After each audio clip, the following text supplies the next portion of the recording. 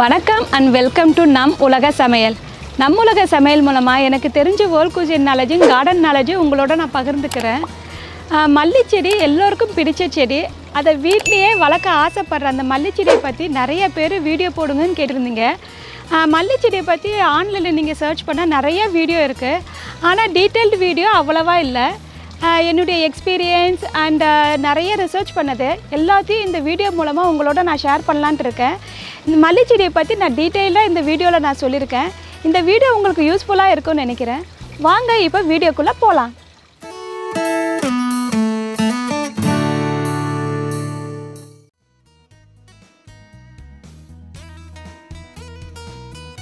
மல்லிச்செடி வளர்க்குறது ரொம்ப ரொம்ப ஈஸி. ஆனால் நிறைய பேர் இந்த மல்லிச்செடி வளர்க்க முடியாமல் கஷ்டப்படுறாங்க. அது எதுக்குன்னு எனக்கு தெரியல. பூச்செடியிலே இருக்கிறதுலே மல்லிச்செடி தான் ரொம்ப ஈஸியாக வளர்க்கலாம். இது எல்லா கண்டிஷனில் வளரும். நீங்கள் வெயில் இருந்த இடத்துலையும் வைக்கலாம், நிழலில் வைக்கலாம், இல்லைன்னா வீட்டுக்குள்ளே வச்சாலும் நல்லா வளரும். ஒன்று இதுக்கு குளிர் மட்டும் தாங்காது. நீங்கள் யூஎஸில் இருக்கிறீங்கன்னா இருந்தால் வின்டர் டைமில் வீட்டுக்குள்ளேயோ இல்லைன்னா க்ரீன் ஹவுஸ்லேயே எடுத்து வச்சிடலாம். அப்போ தான் நல்லா. இந்த மல்லிச்செடி ஆரிஜினேட் ஆனது நம்ம இந்தியாவில் தான். இமயமலை பள்ளத்தாக்கில் நிறைய இருந்ததாக ஒரு நம்பிக்கை இருக்குது.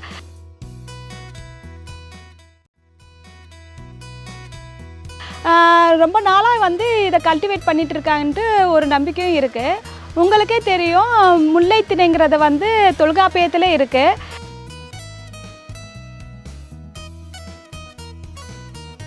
நாமளும் ரொம்ப நாளாக இந்த மல்லிச்செடியை வச்சுருக்கோன்ட்டு இதிலிருந்து நமக்கும் தெரியும்.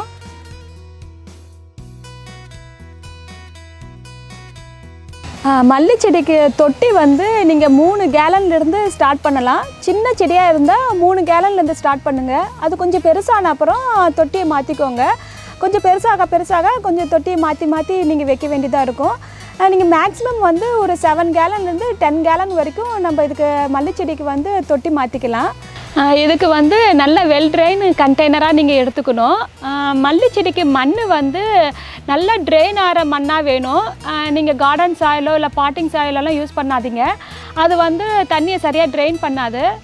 தண்ணியெல்லாம் தேங்கி நின்றுடும். நமக்கு தொட்டியில் தண்ணி தேங்கி நின்னால் ரூட்டெல்லாம் அழுகி போயிடும். அப்போ பூ சரியாக வராது, சின்னதாக பூக்கும், இல்லைனா பூ உதிரி போயிடும். மல்லிச்செடிக்கு கொஞ்சம் அசிடிட்டிக்கு இருக்கிற மண்ணாக நீங்கள் இருந்தால் ரொம்ப நல்லது. அசிடிட்டி நேச்சர் இருந்தால் பூ நல்லா பூக்கும். அதுக்கு நீங்கள் வீட்டில் இருக்கிற வினிகரை கொஞ்சம் தண்ணியில் ஊற்றி கலக்கலாம். இல்லைன்னா புளிச்ச மோர், தயிர் அதெல்லாம் தண்ணியில் ஊற்றி நம்ம இதுக்கு ஊற்றினா நல்லா பூ பூக்கும். இதுக்கு மண் தயாரிக்கும் போது நல்லா லூஸாக மண் தயாரிச்சுக்கோங்க. அப்போ தான் தண்ணியெல்லாம் நல்லா சீக்கிரமாக ட்ரெயின் ஆகிடும். அப்போ தான் நல்லாவும் பூ பூக்கும். மண் தயாரிக்கும் போது நீங்கள் கொஞ்சம் பீட் மாசும் சேர்த்து நீங்கள் மண் தயாரிக்கலாம். மல்லிச்செடியில் நிறைய டைப்ஸ் இருக்குது. அதை பற்றி இப்போ பார்க்கலாம். இப்போ மெயினான சில மல்லிச்செடிகளை பற்றி பார்க்கலாம். இது குண்டு மல்லி, நல்லிரு நாரி, மேட் ஆஃப் ஆர்லைன்ஸ், அரேபியன் ஜாஸ்மின்னு சொல்லுவாங்க. இந்த மல்லிப்பூ பிலிப்பைன்ஸு அண்டு இந்தோனேஷியாவோட தேசிய பூ. இது 6லேருந்து 7 அடி வரைக்கும் நல்ல உயரமாக வரும். இதோட பெட்டல்ஸ் ரவுண்டாக இருக்கும். மல்லிப்பூவிலே இந்த குண்டு மல்லி தான் நல்ல வாசனையாக இருக்கும்.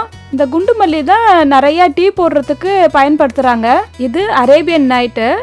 இது பார்க்கறதுக்கு நம்ம குண்டு மல்லி மாதிரியே இருக்கும். ஆனால் இதில் 2 அடுக்கு இதழ் இருக்கும். இது நல்லா ஃபாஸ்ட்டாக வளரும். இது பெல்லே ஆஃப் இந்தியா. இதை கன்னடத்தில் இருவந்திக்கைன்னு சொல்லுவாங்க. இதில் வர பூ 2 அடுக்காக இருக்கும். இதோட பெட்டல்ஸு காம்பெல்லாம் கொஞ்சம் நீட்டமாக இருக்கும். இது மைசூர் முல்லி. இது பார்க்குறதுக்கு பெல் ஆஃப் இந்தியா மாதிரியே இருக்கும். ஆனால் இதோட பெட்டல்ஸ் கொஞ்சம் சின்னதாக இருக்கும். இந்த மல்லியோட இலை ரவுண்டாக லைட் பச்சை கலரில் இருக்கும். இது 3லேருந்து 4 அடி வரைக்கும் நல்ல உயரம் வரும். இது அடுக்கு மல்லி, கிராண்ட் டியூக் ஆஃப் டஸ்கனி. இந்த செடி நீட்டமாக வளரும். நீங்கள் அடிக்கடி இதை ப்ரூன் பண்ணிக்கிட்டே இருக்கணும்.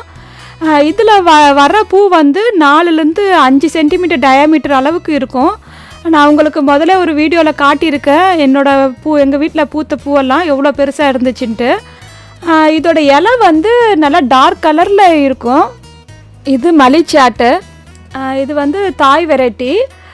இதில் பூ வர்றது வந்து 3-4 லேயர் பூ வரும். ஆனால் இது சின்ன சின்னதாக இருக்கும் பூ வந்து. இதோட இலை வந்து மைசூர் முள்ளி மாதிரி இருக்கும்.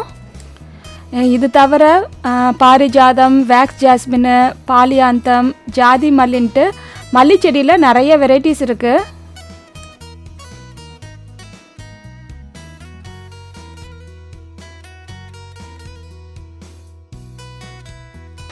மல்லி செடிக்கு ஃபெர்டிலைசர் வந்து ஆரம்பத்தில் வந்து பேலன்ஸ்டு ஃபெர்டிலைசராக போடணும். என்பிகே ஈக்குவலாக இருக்கிறதா இல்லைன்னா ஆல் பர்பஸ் ஃபுட்டு போடலாம். பூ வரத்துக்கு முன்னாடி வந்து ஃபாஸ்பரஸ் ரிச்சாக இருக்கிற ஃபுட்டாக வாங்க போடணும். இல்லைனா வந்து நீங்கள் போன் மீலும் போடலாம். நான் வந்து இப்போ போன் மீல் தான் போட்டுட்ருக்கேன். ஏன்னா இப்போ பூ வர சமயத்தினால போன் மீல் வாங்கி போட்டுட்ருக்கேன். நான் தேவைப்பட்டால் மாதத்துக்கு ஒரு தடவை போடுவேன். தேவைப்படும் போது தான் நான் போடுவேன். அது உங்களுக்கு எப்போ தேவைப்படுதோ நீங்கள் அந்த மாதிரி போட்டுக்கோங்க. நீங்கள் phosphorus rich fertiliser, bone meal, compost tea or home casting எல்லாம் போடலாம். கண்டெய்னர் இருக்கிற மண் வந்து நாளாக மைக்ரோப்ஸ் வந்து கொஞ்சம் குறைஞ்சிக்கிட்டே போயிட்டுருக்கோம். அதுக்கு நீங்கள் காம்போஸ்ட் டீ, ஹோம் காஸ்டிங் போட்டு மண்ணை நல்லா ஹெல்த்தியாக வச்சுக்கலாம். மண் நல்லா ஹெல்த்தியாக இருந்தால் தான் நமக்கு நிறைய பூ பூக்கும்.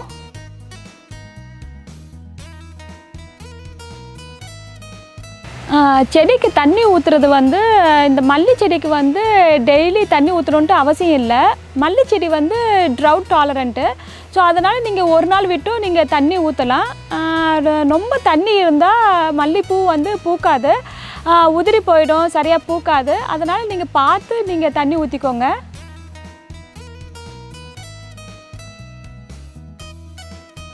மல்லி செடிக்கு வந்து டிசீஸ் அவ்வளோவா வராது. எனக்கும் இது வரைக்கும் டிசீஸ் வந்ததில்லை.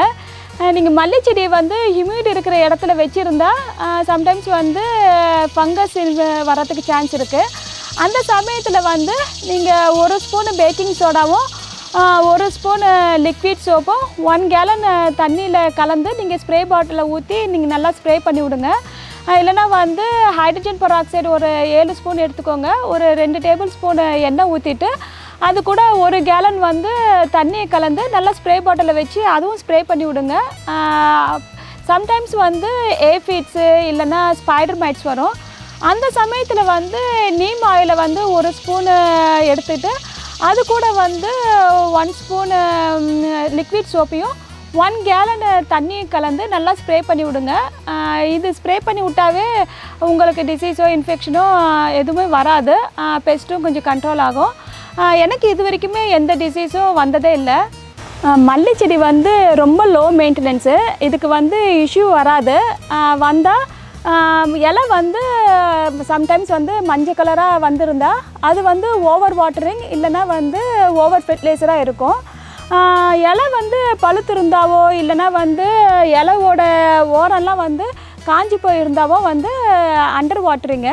நீங்கள் தண்ணி சரியாக இல்லாமல் இருந்தால் அந்த மாதிரி இருக்கும். மொட்டு கீழே விழுறது இல்லைன்னா மொட்டு சின்னதாக இருக்கும்போது பூத்துறது அதெல்லாம் வந்து ஓவர் வாட்டரிங்க. பூ சரியாக பூக்காமல் இருந்திருந்தால் செடிக்கு வந்து வெளிச்சம் கம்மியாக இருக்கும். இல்லைனா வந்து ஃபெர்டிலைசர் கம்மியாக இருந்தாலும் பூ பூக்காது. வின்டர் டைமில் வந்து செடியை உள்ளே எடுத்து வைக்கும்போது செடி வந்து டார்மன் ஸ்டேஜுக்கு போயிடும்.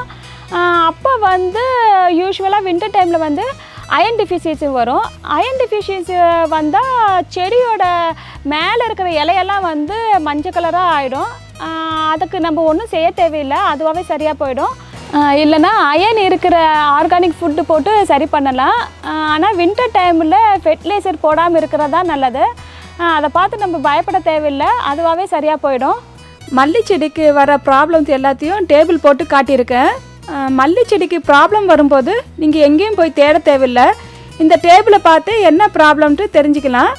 மல்லி செடிக்கு வந்த ப்ராப்ளத்தை இதை பார்த்து நீங்கள் சரி பண்ணிக்கலாம்.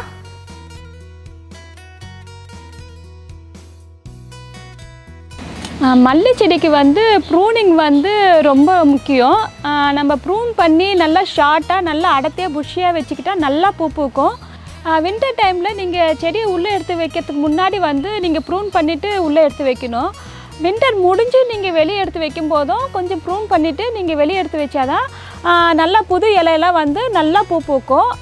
ஒன்ஸ் நீங்கள் இந்த மாதிரி பூ பூத்துட்டா இதையும் நம்ம கட் பண்ணி விடணும். அதை எப்படி கட் பண்ணுறதுன்ட்டு இப்போ உங்களுக்கு காட்டுறேன். இப்போ பூத்து முடித்த உடனே நம்ம எப்படி ட்ரிம் பண்ணுறோன்ட்டு உங்களுக்கு காட்டுறேன். பாருங்கள், இதெல்லாம் மொட்டாக இருக்குது. இதை நம்ம ஒன்றும் பண்ண தேவையில்லை. சிலது மலர்ந்துருக்கும், சிலது மலரல. அதனால் அதை நான் அப்படியே விட்டுடுறேன். எல்லாமே விரிஞ்சி இது வந்து நான் காட்டுறேன் உங்களுக்கு. இங்கே பாருங்கள், இது மொட்டு விரிஞ்சு இந்த காஞ்சி போயிடுச்சு. இதை வந்து அது கீழே இருக்கிற 2 இலையோடு நம்ம சேர்த்து வெட்டி விடணும்.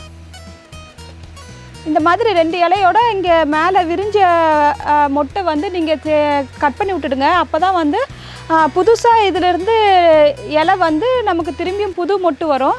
இந்த மாதிரி நீங்கள் பூத்ததெல்லாம் வந்து நீங்கள் அப்பப்போ நீங்கள் வெட்டி விட்டுட்டே இருந்தால் தான் நிறைய பூ பூக்கும். நிறைய புது இலை வந்து நல்லா பூ பூத்துட்டே இருக்கும். உங்களுக்கு ஃபுல் சீசனும் வந்து உங்களுக்கு பூ இருந்துக்கிட்டே இருக்கும் இந்த மாதிரி நீங்கள் வெட்டி விட்டுட்டே இருந்தால். ஸோ இன்னொன்று உங்களுக்கு காட்டுறேன். இதில் பாருங்கள், இதுவும் காஞ்சி போயிருக்கு. ஸோ இதில் எல்லாம் பூத்துடுச்சு. இப்போ இதை நான் வெட்டிடுறேன். ஸோ இதை அடுத்து வந்து இங்கேருந்து வந்து புது இலை வரும். புது இலை வந்து அங்கே வந்து புது மொட்டு வரும். ஸோ அந்த மாதிரி நம்ம பண்ணிகிட்டே இருக்க வேண்டியதுதான்.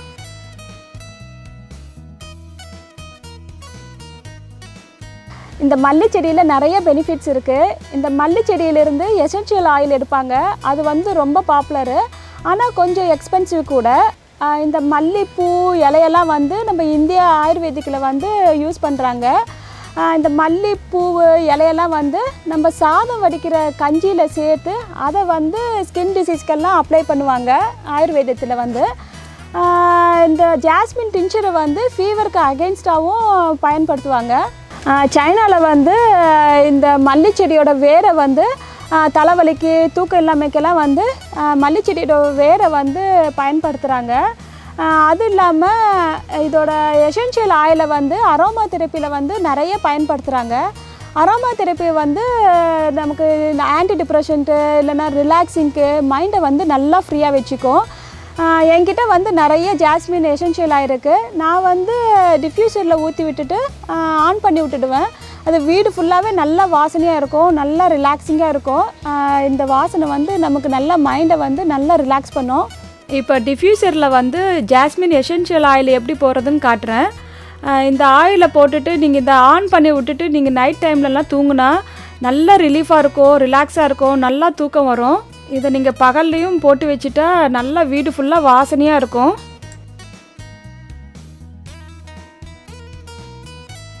இந்த குண்டு மல்லியை வச்சு நீங்கள் டீ போட்டு குடிக்கலாம். இந்த மல்லிப்பூ பூத்த உடனே நீங்கள் வந்து இதை எடுத்து கொதிக்கிற தண்ணியில் வந்து போட்டுட்டு ஒரு 15 நிமிஷம் மூடி வச்சுட்டு அதுக்கப்புறம் குடிங்க. அது கூட வேணால் நீங்கள் டீ பேக்கும் போட்டு வச்சுட்டு ஜாஸ்மின் டீயாகவும் குடிக்கலாம். இப்போ மல்லிப்பூவை வந்து சுட தண்ணியில் 1/4 மணி நேரம் போட்டு வச்சுருக்கேன். இதை வந்து நீங்கள் டீ டிகாஷனு இல்லைன்னா டீ பேக்கு போட்டு குடிக்கலாம். இந்த மல்லி டீ வந்து உடம்புக்கு ரொம்ப நல்லது. இல்லைனா நீங்கள் வந்து இந்த பூவெல்லாம் வந்து ஒரு நாள் முன்னாடி வந்து தண்ணியில் போட்டு வச்சுட்டு அதை வந்து ஃப்ரிட்ஜில் எடுத்து வச்சுட்டு மறுநாள் வந்து ஜாஸ்மின் வாட்டராகவும் குடிக்கலாம். ரொம்ப நல்லாயிருக்கும். ஒரு கப்பு தண்ணியில் வந்து நீங்கள் ஒரு 10 பூ அளவுக்கு நீங்கள் போட்டுட்டு ஃப்ரிட்ஜில் எடுத்து வச்சுட்டு மறுநாள் குடிச்சு பாருங்கள், ரொம்ப நல்லாயிருக்கும்.